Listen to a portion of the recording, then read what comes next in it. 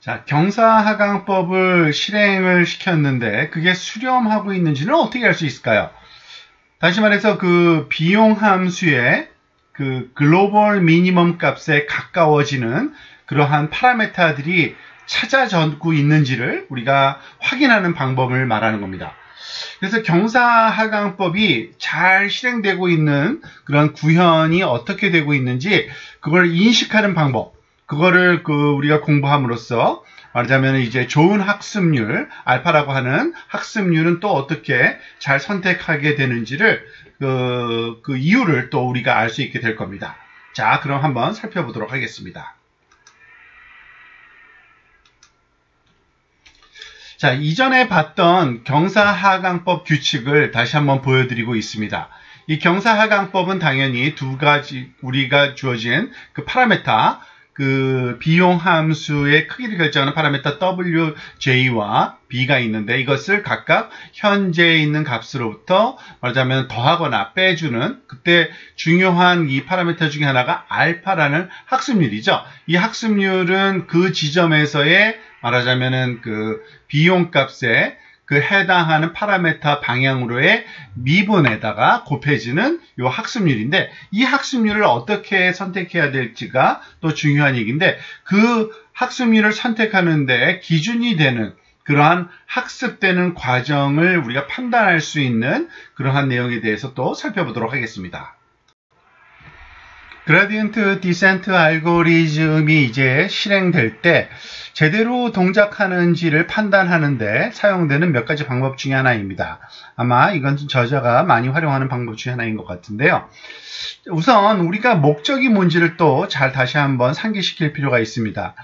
W와 B로 대변되는 그 파라미터의 함수인 이 비용 함수 J의 크기가 작아지도록 가장 작은 그 값을 나타낼 수 있는 이 W와 B를 구하는 것이 우리의 목적이고 그라디언트 디센트는 그것을 이루어낼 수 있는 알고리즘이라고 볼 수 있죠. 자, 그럴 때 그것이 제대로 잘 동작하는지 보기 위해서 그래프를 한번 그려보는 경우가 많습니다. 즉 J of WB, 즉 W와 B로 대변되는 구성된 요 함수 J가 어떤 그래프를 그리냐면요. 이전에는 보통 W 또는 B의 함수로 우리가 그림을 그려봤는데 그거는 이 J 함수의 모양을 보기 위해 했던 거였고요. 이번에는 그게 아니라 반복 횟수에 대한 그래프로 그려보는 겁니다.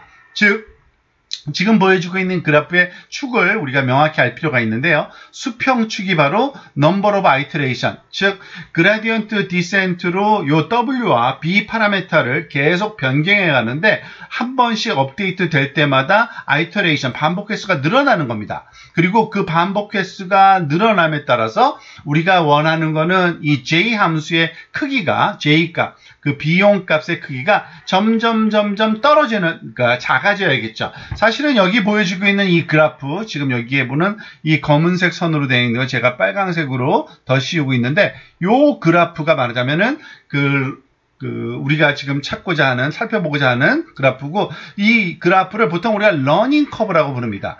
사실은 러닝 커브라고 불리는 학습 커브라고 불리는 그래프는 몇 가지가 또 다른 게 있습니다만 이게 그 중에 하나이고 나중에 또 다른 내용들은 다른 용도로 활용되는데 그때 가서 살펴보도록 하겠습니다.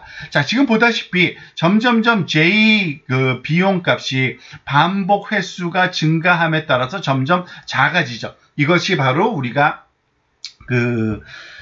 이제 그라디언트 디센트로 찾아지는 밸류가 말하자면 점점 작은 비용값을 나타내도록 만들어주고 있다는 것을 우리한테 확인시켜주는 과정이라고 생각할 수가 있습니다. 자, 예를 들어서 지금 여기 보면은 그 100번째 아이터레이션, 즉 100번째 아이터레이션에 해당되는 값을 한번 표시를 해볼까요? 요 지점이죠. 요 지점에 해당되는 J값, 비용 함수의 값은 요 부분인데 이 비용 함수 값은 무엇을 나타내는 거냐면 우리가 W하고 B를 계속적으로 업데이트 시켜 나가는데 한 100번 정도 반복해서 업데이트 시킨 다음에 그 W와 B를 요 J 함수에 넣었을 때의 비용의 크기가 바로 여기에 나타나는 거고요. 마찬가지로 또 우리가 여기 한 200번 반복을 했다 하면 어떻게 되겠습니까?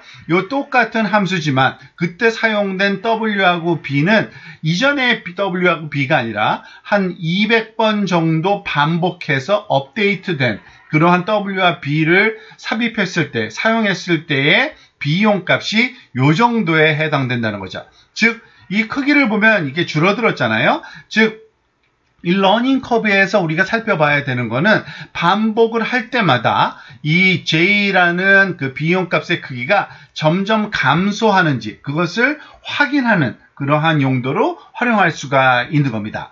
그리고 여기서 지금 보다시피 한 300번 정도 이후부터 400번에 이르기까지는 점점점 크기가 줄어들지를 않고 있죠. 굉장히 거의 평평한 직선처럼 보이는데, 수평선처럼 보이는데, 그 얘기는 뭐냐면 한 400번 정도 반복해서 이 러닝 커브 상에서는 400번 정도면 이미 수렴을 했을 것 같다라는 거를 우리한테 알려주는 그런 지표로 또 활용될 수 있다는 겁니다. 그런데 몇 번을 해야지 수렴했는지 그거를 우리가 미리 알 수 있는 방법은 없습니다. 사실은. 그래서 그 어플리케이션마다 다 차이가 있습니다. 어플리케이션마다 어떤 어플리케이션은 한 30번 정도 했는데 수렴될 수도 있고요. 한 1000번 했는데 또는 뭐 10만 번 정도 해야지 수렴이 확인될 수도 있습니다. 그래서 그것을 우리가 관찰하면서 수렴된 정도를 보고서 말하자면은 이 찾아진 W와 B가 그러니까 우리가 찾고자 하는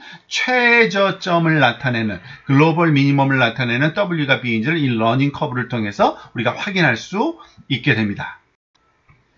모델 훈련의 완료 여부를 결정할 수 있는 또 다른 방법이 있긴 한데요. 그것을 보통 우리가 Automatic Convergence Test, 자동 수렴 시험이라고 할 수 있겠죠. 그렇죠? 자동적으로 수렴했는지를 확인하는 방법론이 있습니다. 보통 이 방법은 이러한 이렇게 진행됩니다.